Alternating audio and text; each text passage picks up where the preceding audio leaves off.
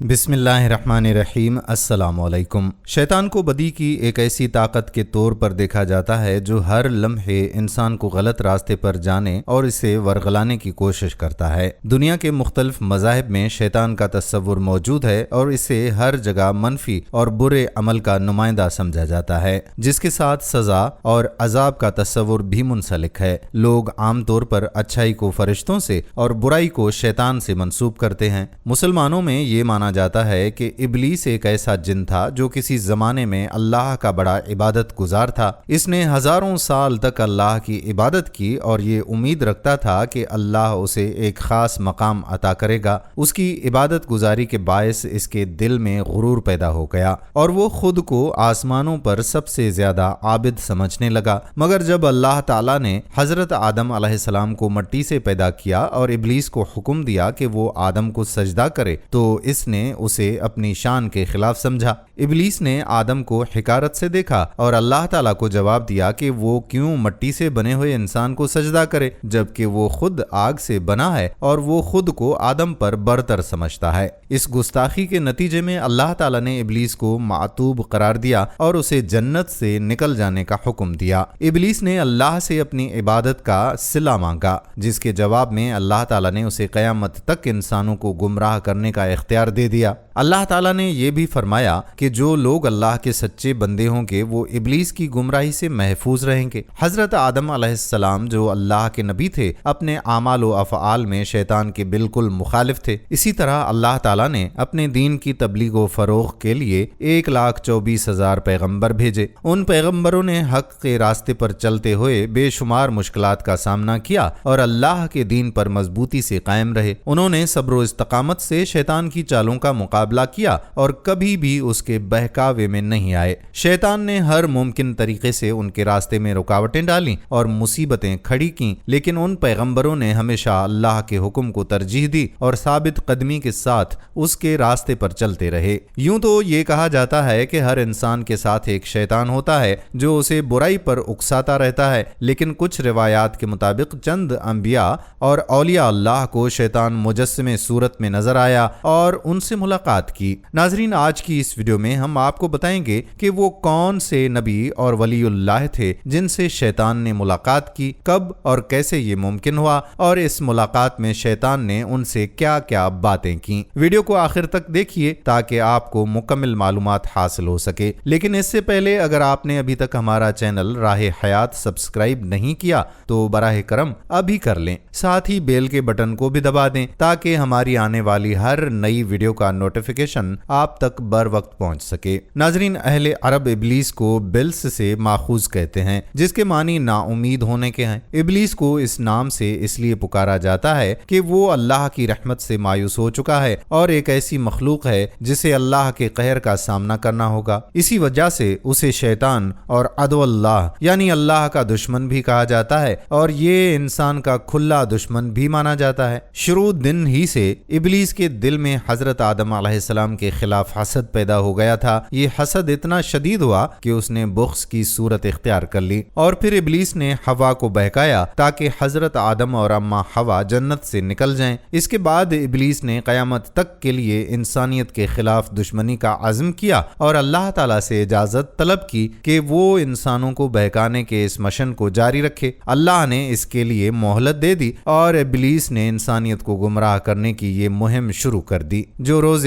حشر تک جاری رہے گی۔ اس دن ابلیس کو ہمیشہ کے لیے جہنم میں ڈال دیا جائے گا جہاں وہ اپنے انجام کو پہنچے گا۔ بائبل میں بھی ابلیس کا قصہ تقریباً اسی طرح سے بیان ہوا ہے۔ علامہ زمخشری نے ابلیس کو جن قرار دیا ہے کیونکہ قرآن میں ہے کہ وہ جن میں سے تھا، تاہم کچھ علماء نے ابلیس کو فرشتہ سمجھا ہے اور بعض نے یہ بھی کہا ہے کہ جن فرشتوں میں شامل تھے اور جنت کے محافظ تھے جن کو نار سموم یعنی ایک تیز آگ سے پیدا کیا گیا، جبکہ فرشتے نور سے تخلیق ہوئے۔ ابتدا میں جنات زمین پر آباد تھے، لیکن جب وہ آپس میں لڑنے لگے تو اللہ تعالیٰ نے ابلیس کو ان کے پاس بھیجا۔ بعض روایات میں ذکر ہے کہ ابلیس زمین پر بسنے والے جنات میں سے تھا۔ انجام کار شیطان اور اس کے ساتھیوں کو جہنم میں ڈال دیا جائے گا جہاں وہ اپنے پیروکاروں سے کہے گا کہ تم پر لعنت ہو، اب تم ہمیشہ کے لیے جہنم میں رہو گے۔ شیطان آدم کی اولاد کو بہکانے کی کوشش میں لگا رہتا ہے، لیکن ایک بندے اس کی پہنچ سے باہر ہوتے ہیں۔ قرآن میں ابلیس کا ذکر سب سے پہلے سورۃ بقرہ کے 3 رکوع میں آتا ہے، جہاں تخلیق آدم اور فرشتوں کو سجدے کا حکم دینے کا واقعہ بیان کیا گیا ہے۔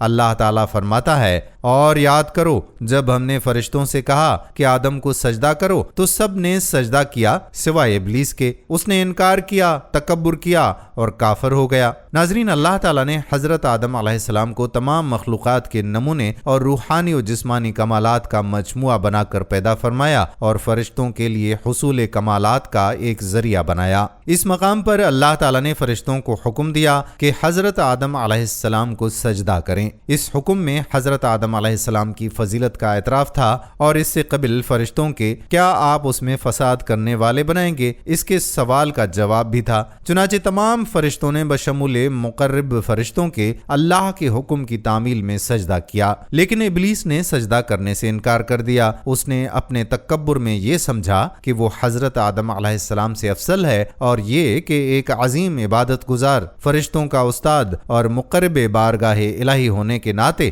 اسے سجدہ کرنے کا حکم دینا حکمت کے خلاف ہے۔ ابلیس کے اس غلط عقیدے، اللہ کے حکم سے انکار اور نبی کی تعظیم سے تکبر کی بنا پر وہ کافر ہو گیا۔ حضرت آدم علیہ السلام اور ابلیس کا یہ واقعہ قرآن پاک کی 7 سورتوں میں بیان کیا گیا ہے، جس میں حضرت آدم علیہ السلام کی فضیلت اور ابلیس کی نافرمانی کا تذکرہ ہے۔ قرآن مجید میں ابتداء آفرینش کے بیان میں ابلیس کا ذکر آیا ہے، جبکہ دوسرے مقامات پر اسے شیطان کہا گیا ہے۔ قرآن میں شیطان کی جمع کا ذکر بھی ملتا ہے، جو اس بات کی نشاندہی کرتا ہے کہ شیطان کا ایک پورا گروہ ہے۔ علاوہ ازیں قرآن میں طاغوت کا لفظ بھی بار بار آیا ہے، جس کا مطلب شیطان یا اس کی اطاعت میں چلنے والے ہیں۔ سید سجاد الحسینی آف قبولہ کے مطابق ابلیس کو پہلے عابد کے نام سے جانا جاتا تھا۔ جب اس نے حضرت آدم علیہ السلام کو سجدہ کرنے سے انکار کیا تو اللہ تعالیٰ نے اسے دربار اکبری سے نکال دیا اور ابلیس کہہ کر پکارا۔ یوں وہ ابلیس کے نام سے مشہور ہو گیا۔ بعد میں جب اس نے حضرت آدم علیہ السلام اور اما حوا علیہ السلام کو بہکایا تو اللہ تعالیٰ نے اس پر لعنت کی اور اسے شیطان کہا۔ اس موقع پر فرمایا، لعنت اللہ علی الشیاطین ہم، یعنی اللہ کی لعنت ہو ان کے شیاطین پر۔ اس طرح ابلیس دوزخی قرار پایا اور اس کے حمایتی بھی دوزخ کے مستحق ٹھہرے۔ اللہ کی نافرمانی شیطان نے تکبر کے باعث کی تھی اور یہی تکبر اسے کفر کی گمراہیوں میں لے گیا۔ اس سے واضح ہوتا ہے کہ تکبر ایک ایسا عظیم گناہ ہے جو انسان کو برتری کے زعم میں مبتلا کر دیتا ہے اور بعض اوقات کفر تک اسے پہنچا سکتا ہے۔ اسی لیے ہر مسلمان کو چاہیے کہ وہ تکبر جیسی بری صفت سے دور رہے اور ہمیشہ عاجزی اختیار کرے۔ حضرت عبداللہ بن مسعود رضی اللہ تعالیٰ عنہ سے روایت ہے کہ نبی کریم صلی اللہ علیہ وآلہ وسلم نے ارشاد فرمایا کہ تکبر حق کی مخالفت کرنے اور لوگوں کو حقیر جاننے کا نام ہے۔ حضرت عبداللہ بن مسعود رضی اللہ تعالیٰ عنہ سے ہی روایت ہے کہ حضور اقدس صلی اللہ علیہ وآلہ وسلم نے ارشاد فرمایا کہ تکبر سے بچتے رہو، کیونکہ اسی تکبر نے شیطان کو اس بات پر اکسایا کہ وہ حضرت آدم علیہ السلام کو سجدہ نہ کرے۔ حضرت سلمہ بن اکوع رضی اللہ تعالیٰ عنہ سے روایت ہے کہ حضور اقدس صلی اللہ علیہ وآلہ وسلم نے فرمایا، آدمی دوسرے لوگوں کے مقابلے میں اپنی ذات کو بلند سمجھتا رہتا ہے یہاں تک کہ اسے تکبر کرنے والوں میں لکھ دیا جاتا ہے، پھر اسے وہی عذاب پہنچے گا جو تکبر کرنے والوں کو پہنچتا ہے۔ ابن عباس رضی اللہ تعالیٰ عنہ فرماتے ہیں کہ ابلیس فرشتوں کے ایک قبیلے سے تھا جسے جن کہا جاتا ہے۔ یہ جن شعلوں والی آگ سے پیدا کیے گئے تھے اور ابلیس کا اصل نام حارث تھا، وہ جنت کا خازن بھی تھا۔ اس قبیلے کے علاوہ باقی تمام فرشتے نوری تھے۔ مارج سے مراد وہ آگ ہے جو تیزی سے بلند ہوتی ہے، اسی سے جنات کی تخلیق ہوئی، جبکہ انسان مٹی سے پیدا کیا گیا۔ ابتدا میں زمین پر جنات آباد تھے، لیکن جب انہوں نے فساد اور خون ریزی شروع کی تو اللہ تعالیٰ نے ابلیس کو فرشتوں کی فوج دے کر ان کی سرکوبی کے لیے بھیجا۔ ابلیس نے ان جنات سے جنگ کی اور انہیں سمندروں کے جزیروں اور پہاڑوں کی وادیوں میں دھکیل دیا۔ اس کامیابی کے بعد ابلیس ابلیس کے دل میں تکبر پیدا ہو گیا کیونکہ اس نے وہ کارنامہ انجام دیا جو کسی اور سے ممکن نہیں ہوا تھا۔ اللہ تعالیٰ نے جب ارادہ فرمایا کہ زمین پر ایک خلیفہ پیدا کریں تو فرشتوں نے عرض کیا کہ کیوں ایسی مخلوق پیدا کرنی ہے جو فساد اور خون ریزی کرے گی جیسا کہ پہلی قوموں نے کیا تھا۔ اللہ تعالیٰ نے جواب دیا کہ وہ جانتا ہے جو فرشتے نہیں جانتے، یعنی ابلیس کے دل میں چھپا ہوا تکبر اور غرور۔ فرشتے اس پوشیدہ بدی سے بے خبر تھے جو اللہ تعالیٰ کے علم میں تھی۔ اللہ تعالیٰ نے حضرت آدم علیہ السلام کی تخلیق کے لیے مٹی کا انتخاب کیا جو چکنی اور عمدہ تھی۔ اس مٹی سے آدم علیہ السلام کا پتلا بنایا گیا جو 40 دن تک اسی حالت میں رہا۔ اسی دوران ابلیس بار بار اس پتلے کے پاس آتا، اسے ٹھوکریں مارتا اور کہتا کہ یہ ایک کھوکھلی چیز ہے۔ ابلیس اس پتلے کے منہ کے سوراخ سے اندر گھس کر پیچھے سے نکلتا اور یہ کہتا کہ اگر مجھے اس پر مسلط کیا گیا تو میں اسے برباد کر دوں گا، اور اگر یہ مجھ پر مسلط کیا گیا تو میں ہرگز اس کی اطاعت نہیں کروں گا۔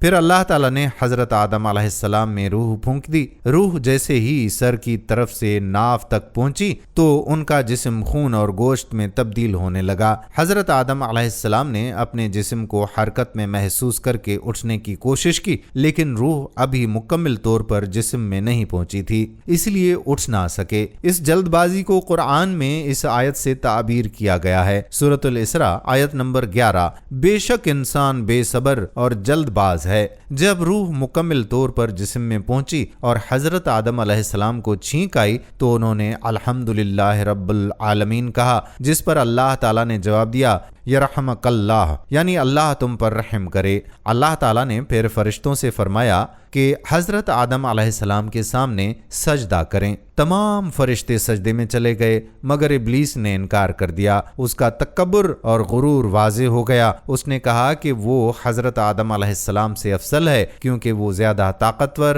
قوی اور آگ سے بنا ہوا ہے، جبکہ آدم مٹی سے بنے ہیں۔ اس نے کہا کہ آگ مٹی سے برتر ہے، اس لیے وہ کسی صورت آدم کو سجدہ نہیں کر سکتا۔ اللہ تعالیٰ نے جب ابلیس کے انکار پر اسے اپنی رحمت سے مایوس کر دیا تو اسے ابلیس کہا جانے لگا۔ اس کی نافرمانی کی سزا کے طور پر اللہ تعالیٰ نے اسے درگاہ سے نکال دیا اور اسے شیطان کا لقب دے دیا۔ پھر اللہ تعالیٰ نے حضرت آدم علیہ السلام کو مختلف چیزوں جیسے انسان، جانور، زمین، سمندر اور پہاڑوں وغیرہ کے نام سکھائے اور انہیں ان فرشتوں کے سامنے پیش کیا جو ابلیس کے ساتھی تھے اور آگ سے پیدا کیے گئے تھے۔ اللہ تعالیٰ نے ان فرشتوں سے فرمایا کہ اگر تم اپنی بات میں سچے ہو تو مجھے ان چیزوں کے نام بتا دو۔ فرشتے جو اپنی پہلی بات سے اللہ تعالیٰ کی ناراضگی کو محسوس کر چکے تھے عرض کرنے لگے کہ یا اللہ تو پاک ہے، تیرے سوا کوئی غیب جاننے والا نہیں ہے۔ انہوں نے اعتراف کیا کہ جو علم اللہ نے حضرت آدم علیہ السلام کو دیا وہ ان کے پاس نہیں تھا۔ پھر اللہ تعالیٰ نے حضرت آدم علیہ السلام سے فرمایا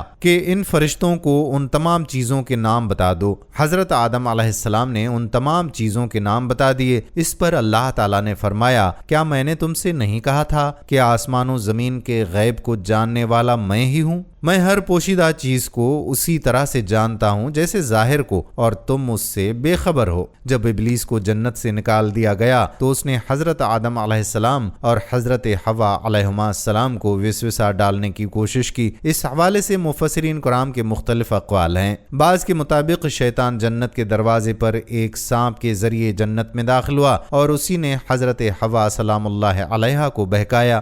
بعض مفسرین کے مطابق شیطان نے حضرت آدم علیہ السلام کو براہ راست وسوسہ ڈالا اور انہیں اس درخت کا پھل کھانے پر آمادہ کیا جس سے اللہ تعالیٰ نے منع فرمایا تھا۔ ان مختلف تفسیروں سے یہ واضح ہوتا ہے کہ شیطان کی وسوسہ اندازی کا مقصد حضرت آدم اور حضرت حوا علیہما السلام کو گمراہ کرنا اور ان پر اپنی دشمنی کا عملی اظہار کرنا تھا۔ مفسرین قرآن کی آراء مختلف ہیں کہ کس طرح شیطان نے حضرت آدم اور حضرت حوا کو جنت میں وسوسہ ڈالا۔ نمبر 1، پہلا قول یہ ہے کہ جب شیطان نے حضرت آدم علیہ السلام کو سجدہ کرنے سے انکار کیا تو اس کی سزا یہ تھی کہ اسے آئندہ فرشتوں کے ساتھ بطور اعزاز جنت میں داخلہ نہیں ملے گا۔ تاہم حضرت آدم علیہ السلام اور حضرت حوا کی آزمائش کے لیے اسے جنت میں آنے سے نہیں روکا گیا۔ دوسرا قول یہ ہے کہ شیطان جنت میں داخل ہونے کے لیے ایک سانپ کے منہ میں بیٹھ کر آیا یا کسی جانور کی شکل میں آیا۔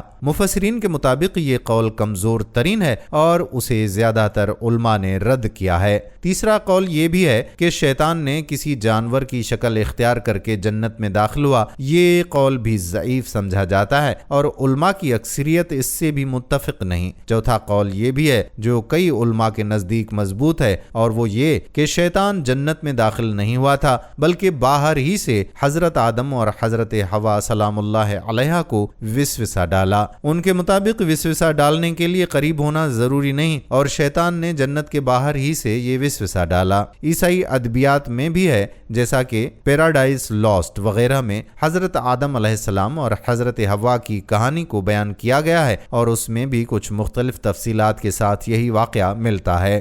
دنیا بھر میں یہ کہانی ایک عمومی قصے کی صورت میں مشہور ہے۔ اصل میں شیطان کی سازش انسان کے خلاف تھی، جس نے حضرت آدم علیہ السلام سے دشمنی کا عزم کیا۔ اللہ تعالیٰ نے شیطان کو یہ اختیار دے دیا تاکہ حق اور باطل کے درمیان واضح فرق ہو اور انسانوں کے ضمیر اور ایمان کی آزمائش ہو سکے۔ اس طریقے سے انسان کو صحیح اور غلط کے درمیان انتخاب کرنے کی آزادی دی گئی اور اس کے ایمان کا امتحان لیا گیا۔ ہر معاشرے اور مذہب میں اخلاق اور اقدار کے پیمانے مختلف ہوتے ہیں، مگر شیطان کو عموماً ہر برائی کی جڑ اور منبع سمجھا جاتا ہے، جبکہ اچھائی کو اعلیٰ قوتوں کے ساتھ منسوب کیا جاتا ہے۔ دوستو، جنت سے نکالے جانے کے وقت شیطان بظاہر اکیلا تھا، مگر وقت کے ساتھ ساتھ سرکش شیاطین اور جنات کا ایک پورا گروہ اس کے ساتھ شامل ہو گیا اور یوں بدی کی ایک جماعت تیار ہو گئی۔ اسی تصور کو ادبیات میں بھی جگہ ملی ہے، جیسا کہ انگریزی مصنف کرسٹوفر مارلو کے مشہور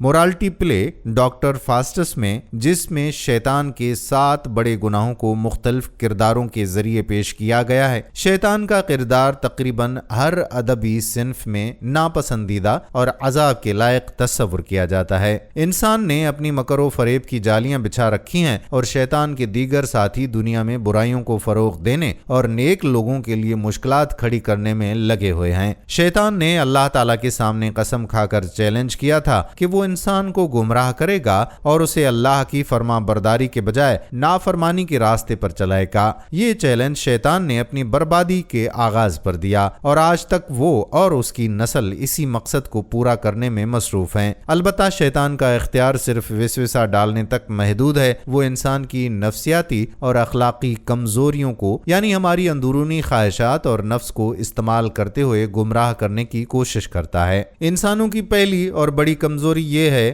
کہ باوجود عقلی وجود ہونے کے وہ اکثر مذہبی معاملات میں عقل کو پسے پشت ڈال کر ظاہر پرستی اور جذباتیت کا شکار ہو جاتا ہے۔ بہت سے لوگ اللہ کے دین کی حقیقت اور شرک میں فرق نہیں کر پاتے اور اپنے آبا و اجداد کے طور طریقوں پر چلتے رہتے ہیں، چاہے وہ طریقے اللہ کی تعلیمات کے مخالف ہی کیوں نہ ہوں۔ اللہ تعالیٰ فرماتا ہے، کیا تم عقل سے کام نہیں لیتے؟ قرآن میں اللہ تعالیٰ نے واضح طور پر بتایا کہ جو لوگ اندھی تقلید میں چلتے ہیں وہ اکثر راہ ہدایت سے دور ہوتے ہیں۔ اللہ تعالیٰ کا فرمان عالی شان ہے، سورہ بقرہ آیت نمبر 170 میں آتا ہے، اور جب ان سے کہا جائے کہ اس کی پیروی کرو جو اللہ نے نازل کیا ہے تو کہتے ہیں بلکہ ہم تو اس کی پیروی کریں گے جس پر ہم نے اپنے باپ دادا کو پایا ہے۔ کیا اگرچہ ان کے باپ دادا نہ کچھ عقل رکھتے ہوں نہ وہ ہدایت یافتہ ہوں؟ سورۃ توبہ آیت نمبر 119 میں اللہ رب العزت کا ارشاد ہے، اور سچوں کے ساتھ ہو جاؤ۔ اسی طرح ہر نماز میں ہمیں دعا مانگنے کی تلقین کی گئی ہے کہ اللہ ہمیں ان لوگوں کے راستے پر چلائے جن پر اس کا انعام ہو، صراط الذین انعمت علیہم، ان لوگوں کے راستے پر چلا جن پر تو نے انعام کیا۔ شیطان کا ایک بڑا حملہ جنسی بے راہ روی کے ذریعے ہے۔ ابتدائی آفرینش سے شیطان نے انسان کو بہکانے کے لیے جنسی خواہشات کا سہارا لیا ہے، اور آج کے دور میں یہ پہلو سب سے زیادہ بڑھا چڑھا کر پیش کیا جا رہا ہے۔ مغربی تہذیب نے آزادی کو بنیادی عنصر بنا کر جنسی آزادی کو اپنا حصہ بنایا، جس کے نتیجے میں عریانی، فحاشی اور غیر فطری تعلقات عام ہو چکے ہیں۔ انفارمیشن ایج سے پہلے تک جنسی بے راہ روی کچھ حدود میں تھی، لیکن انٹرنیٹ کی آمد کے بعد اب یہ ہر گھر تک پہنچ چکی ہے۔ عریان تصویریں، فلمیں اور فحش مواد انگلیوں کی ایک جنبش سے دستیاب ہے۔ شیطان اس وسوسے کے ذریعے لوگوں کو بہکانے میں لگا ہوا ہے، یہاں تک کہ عام فلموں میں بھی ایسے مناظر شامل کیے جاتے ہیں جو دل اور نظر کو آلودہ کر دیتے ہیں۔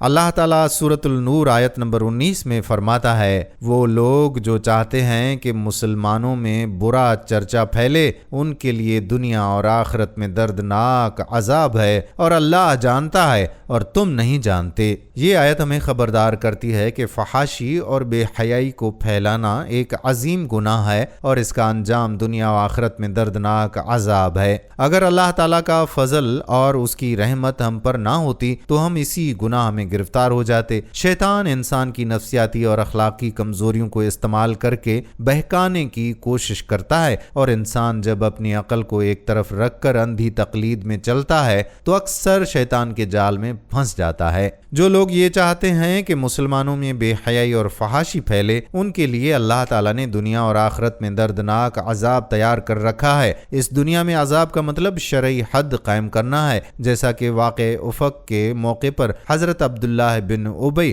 حضرت حسان بن ثابت اور حضرت مصطح بن اساسہ رضی اللہ تعالیٰ عنہم کو حد کی سزا دی گئی۔ اگر کوئی توبہ کے بغیر اس دنیا سے رخصت ہوتا ہے تو آخرت میں اسے جہنم کی سزا دی جائے گی۔ اللہ تعالیٰ نے واضح کیا کہ وہ دلوں کے راز اور انسان کے باطنی احوال کو خوب جانتا ہے، جبکہ انسان ان سے ناواقف ہے۔ حضرت جریر بن عبداللہ رضی اللہ تعالیٰ عنہ سے روایت ہے کہ رسول اکرم صلی اللہ علیہ وآلہ وسلم نے فرمایا کہ جس نے اسلام میں اچھا طریقہ رائج کیا اس کے لیے اسے رائج کرنے اور اس کے بعد اس پر عمل کرنے والوں کا ثواب ہے، اور ان عمل کرنے والوں کے ثواب میں سے کچھ کم نہیں کیا جائے گا، اور جس نے اسلام میں برا طریقہ رائج کیا اس پر اس طریقے کو رائج کرنے اور اس پر عمل کرنے والوں کا گناہ ہے، اور ان کے گناہ میں سے بھی کچھ کمی نہیں ہوگی۔ بحوالہ صحیح مسلم۔ نبی کریم صلی اللہ علیہ وآلہ وسلم نے روم کے شہنشاہ ہرقل کو دعوت اسلام دیتے ہوئے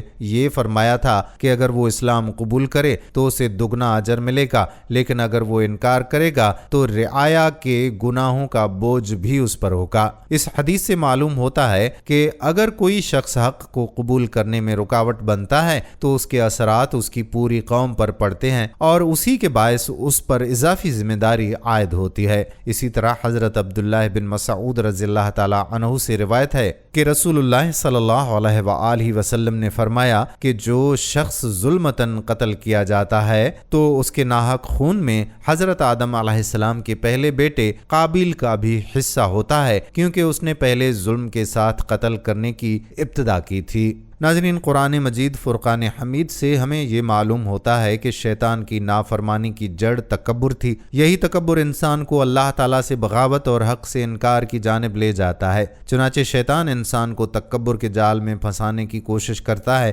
وہ انسان کو اس کی دولت، طاقت، علم اور قابلیت پر فخر اور غرور میں مبتلا کر دیتا ہے۔ یہی فخر انسان کو خدا تعالیٰ کی بارگاہ میں مجرم بنا دیتا ہے۔ نتیجتاً انسان دوسروں پر ظلم کرتا ہے، حق دبانے لگتا ہے اور اللہ کے احکام سے دور ہو جاتا ہے۔ شیطان کا ایک اور حربہ یہ ہے کہ وہ انسان کو نیکی کے خبط میں مبتلا کر دیتا ہے، جس سے وہ اپنے آپ کو بہت نیک اور پاکیزہ سمجھنے لگتا ہے۔ یہ بھی تکبر کی ایک صورت ہے، جہاں شیطان انسان کو یہ باور کراتا ہے کہ وہ باقی سب سے برتر ہے اور دوسروں کو حقیر جانتا ہے۔ یہ عمل انسان کے دلوں کو مزید گمراہ کر دیتا ہے اور اسے اللہ کی بارگاہ میں مقبول اعمال سے دور لے جاتا ہے۔ شیطان انسان کے اعمال کو خوبصورت اور دلکش بنا کر پیش کرتا ہے تاکہ وہ گمراہی میں مبتلا ہو جائے، اور یہی اس کی بدبختی کا باعث بنتا ہے۔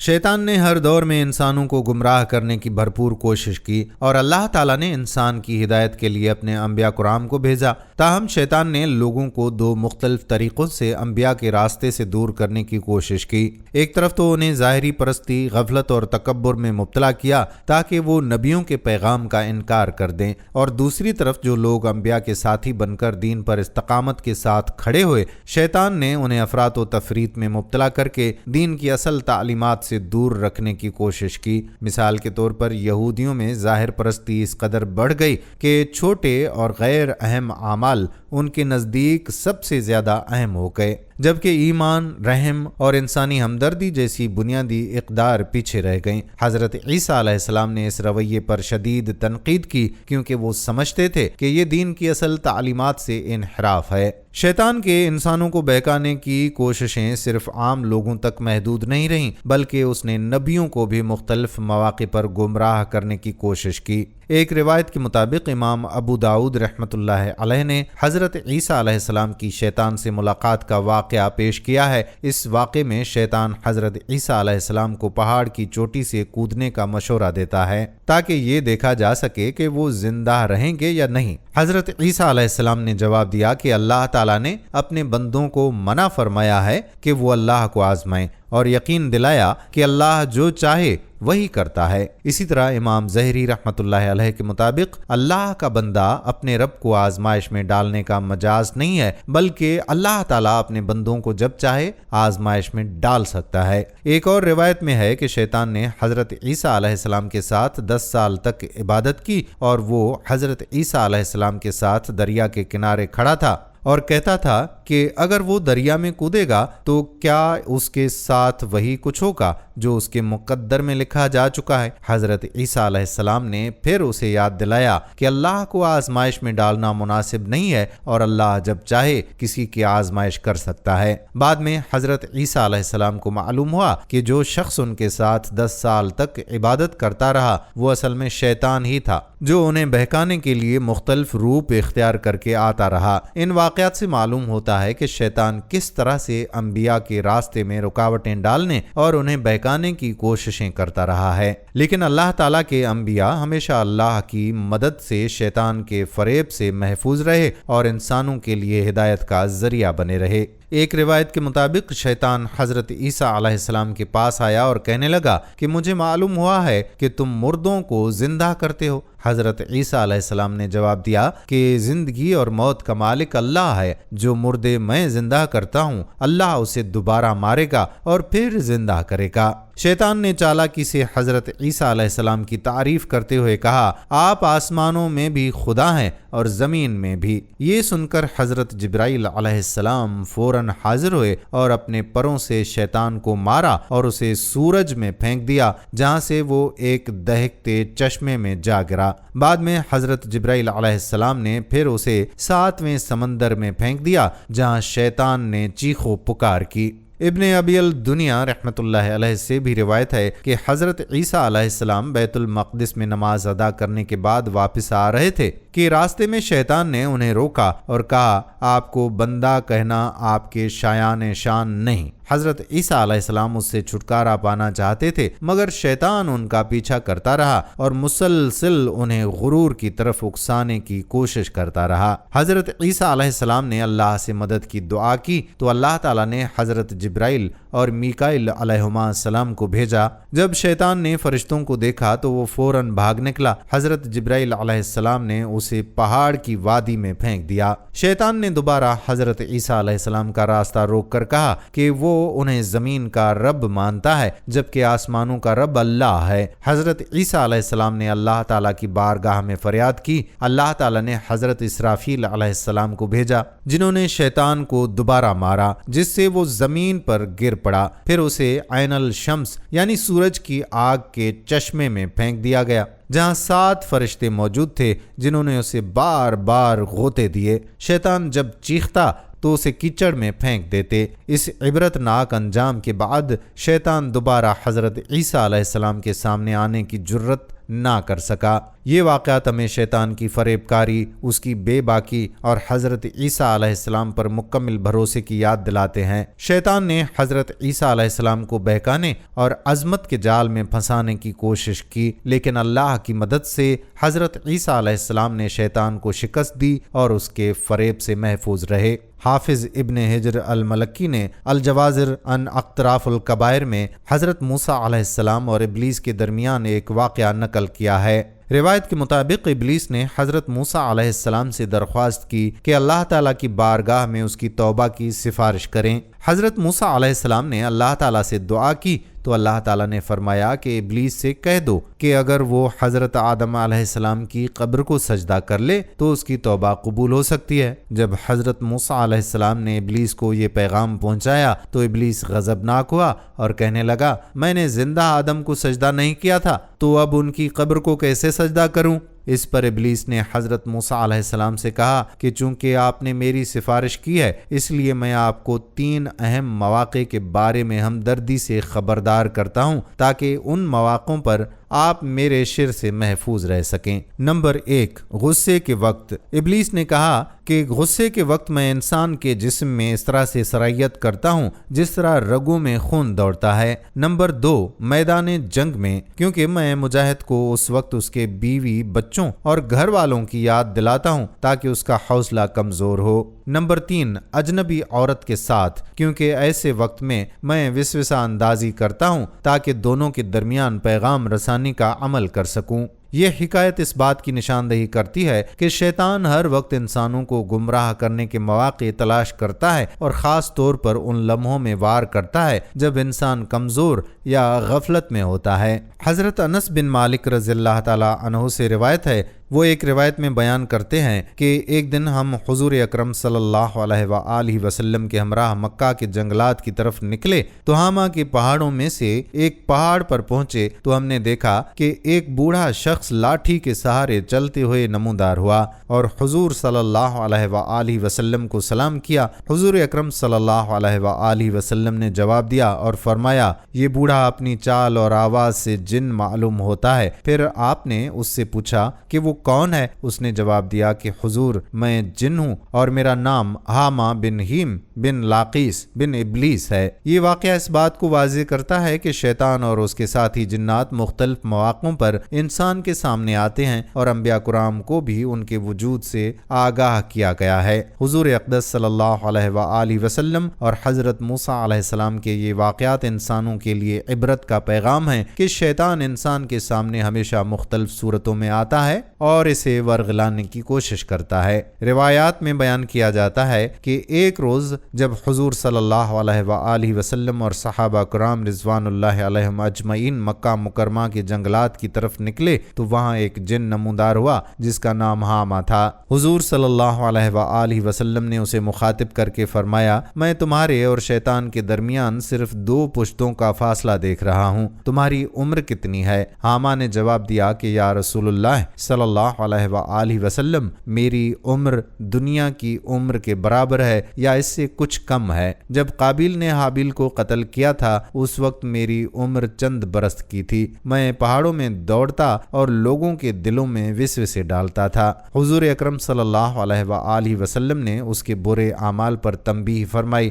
ہاما نے جواب دیا کہ وہ حضرت نوح علیہ السلام پر ایمان لایا تھا اور ان کی دعوت کے کام میں تعاون کیا تھا۔ پھر وہ جن اتنی شدت سے رویا کہ اس کے ساتھ صحابہ بھی رونے لگے۔ ہاما نے قسم کھائی کہ وہ اللہ کی پناہ میں ہے اور کفر سے توبہ کر چکا ہے۔ ہاما نے بتایا کہ اس کی ملاقات حضرت ہود علیہ السلام، حضرت ابراہیم علیہ السلام، حضرت یوسف علیہ السلام، حضرت شعیب علیہ السلام اور حضرت موسیٰ علیہ السلام سے بھی ہوئی تھی۔ اس نے حضرت عیسیٰ علیہ السلام کو حضرت موسیٰ علیہ السلام کا سلام پہنچایا تھا اور حضرت عیسیٰ علیہ السلام نے اسے فرمایا تھا کہ اگر وہ محمد صلی اللہ علیہ وآلہ وسلم سے ملاقات کرے تو انہیں میرا سلام پہنچانا۔ یہ کہہ کر ہاما نے حضور اقدس صلی اللہ علیہ وآلہ وسلم کو حضرت عیسیٰ علیہ السلام کا سلام پہنچایا اور اعلان کیا کہ وہ آپ پر ایمان لاتا ہے۔ یہ سن کر حضور اکرم صلی اللہ علیہ وآلہ وسلم کی آنکھوں میں آنسو آ گئے اور آپ صلی اللہ علیہ وآلہ وسلم نے فرمایا،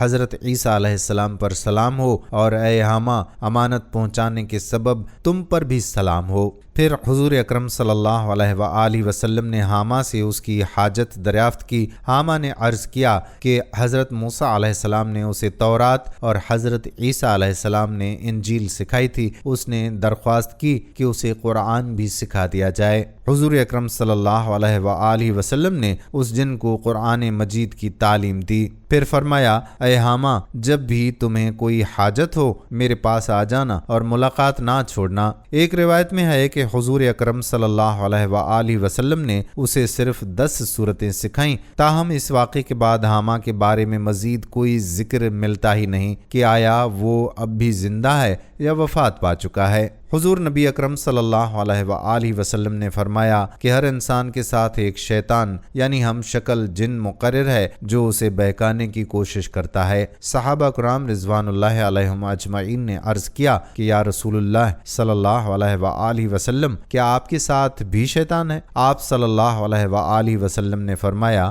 ہاں میرے ساتھ بھی ہے، لیکن اللہ تعالیٰ نے اس کے مقابلے میں میری مدد فرمائی اور وہ مسلمان ہو گیا اور مجھے خیر کے سوا کچھ نہیں کہتا۔ حضرت عائشہ رضی اللہ تعالی عنہا بیان کرتی ہیں کہ ایک رات حضور اقدس صلی اللہ علیہ وآلہ وسلم ان کے پاس سے اٹھ کر کہیں چلے گئے، جس پر حضرت عائشہ کو غیرت آئی۔ جب آپ صلی اللہ علیہ وآلہ وسلم واپس آئے اور حضرت عائشہ کے چہرے پر حیرانی دیکھی تو فرمایا، کیا تمہیں غیرت آئی؟ حضرت عائشہ نے عرض کیا کہ مجھ جیسی عورت کو آپ جیسے مرد پر غیرت نہ آئے تو کیا ہو؟ اس پر آپ صلی اللہ علیہ وآلہ وسلم نے فرمایا، کیا تمہارے پاس تمہارا شیطان آیا تھا؟ حضرت عائشہ نے پوچھا، کیا میرے ساتھ بھی شیطان ہے؟ آپ صلی اللہ علیہ وآلہ وسلم نے فرمایا، ہاں ہر شخص کے ساتھ شیطان ہے، یہاں تک کہ میرے ساتھ بھی، لیکن اللہ نے اس کو میرے تابع کر دیا اور وہ مسلمان ہو گیا۔ اس واقعے سے ہمیں معلوم ہوتا ہے کہ شیطان ہر انسان کے ساتھ موجود ہوتا ہے اور اسے مختلف طریقوں سے بہکانے کی کوشش بھی کرتا ہے۔ اللہ تعالیٰ نے شیطان کو دنیا میں مہلت دی ہے اور اسے گمراہ کرنے کا اختیار بھی، لیکن یہ اختیار بھی اللہ کی حکمت اور عدل کا حصہ ہے۔ شیطان نے اپنی عبادت پر غرور کیا اور اللہ سے اعلیٰ مقام کی توقع رکھی، لیکن اپنے تکبر اور نافرمانی کے باعث وہ مردود اور راندہ درگاہ ہو گیا۔ اللہ تعالیٰ نے اسے بڑی طاقت اور طویل مہلت دی جو اس کی عبادت کا بدلہ تھا، مگر ساتھ ہی اس کے گناہ کی سزا بھی مقرر کر دی۔